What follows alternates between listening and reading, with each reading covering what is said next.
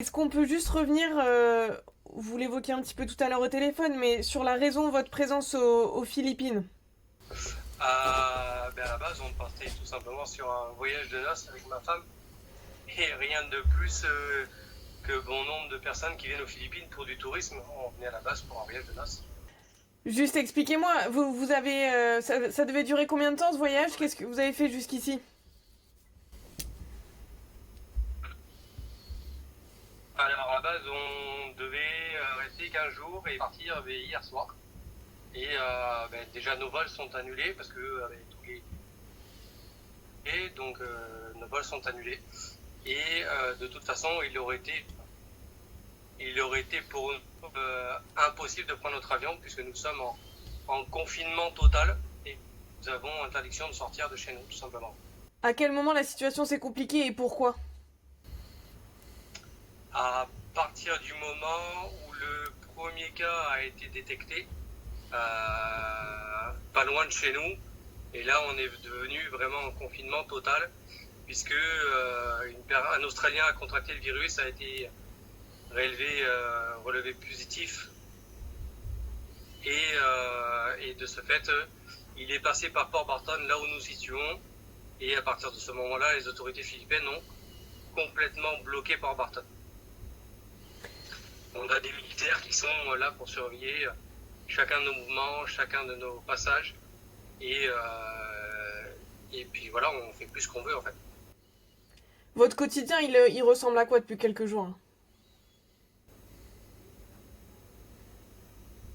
Aujourd'hui, on semble plus de patience et notre quotidien, on a la chance d'avoir un pays accueillant et bienveillant qui nous aide quand même à vivre dans la vie de tous les jours parce que ce sont nos voisins qui nous amènent à manger, qui nous amènent des bidons d'eau et on est dans une villa avec un groupe de Français, on est 6 au total et nous attendons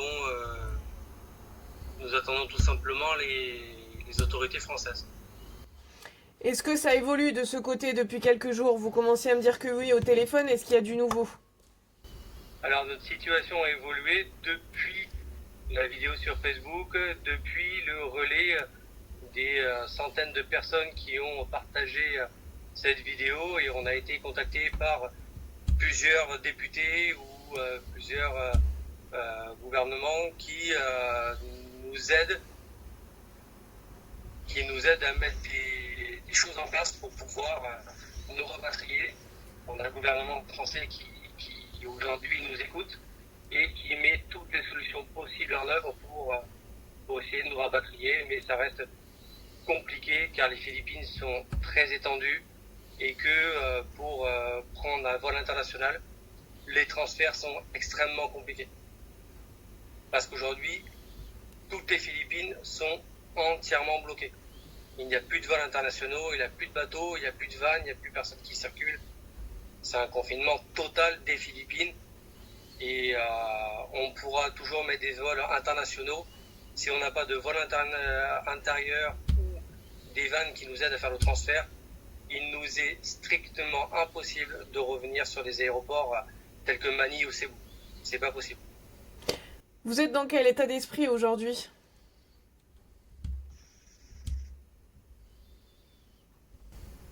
L'état d'esprit actuel, il est d'une inquiétude parce que on a besoin d'être auprès de nos familles. Aujourd'hui, on se sent impuissant parce que le coronavirus est partout dans le monde et vers chez nous aussi dans les Landes et que nous aimerions être auprès de nos familles.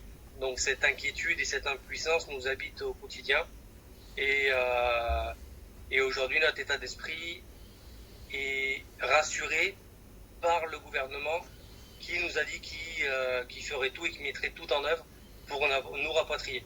Ce qui n'était pas le cas il y a 3 jours ou il y a 2 jours où on n'avait strictement aucune réponse de l'ambassade française. Qui d'ailleurs, je souligne, a énormément de cas à traiter et énormément de personnes dans le monde à rapatrier et ce qui leur procure un boulot monstrueux. Et c'est pour ça qu'aujourd'hui on s'arme énormément de patience.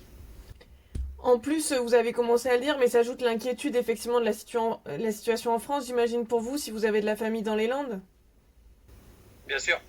Et aujourd'hui, c'est mon papa qui garde mes enfants, qui est à la maison. C'est une personne qui a 70 ans, mes enfants sont jeunes, et qu'on connaît parce qu'on se tient informé de l'actualité française.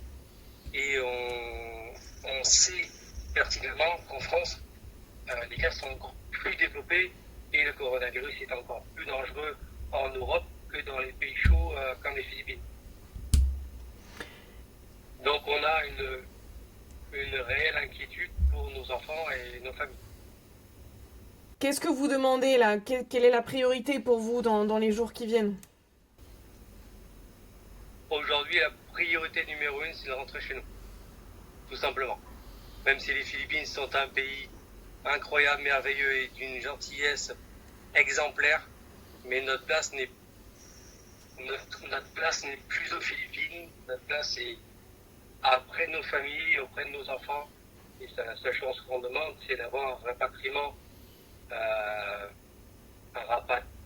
moins onéreux, un rapatriement actif et surtout un rapatriement rapide.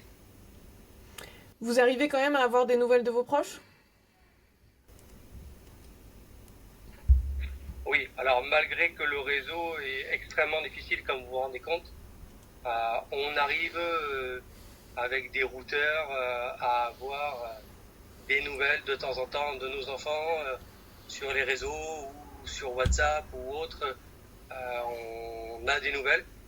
Est-ce que vous avez les moyens logistiques et financiers de tenir quand même plusieurs jours, voire plusieurs semaines, le cas échéant? Aujourd'hui, on ne nous a pas fixé de délai.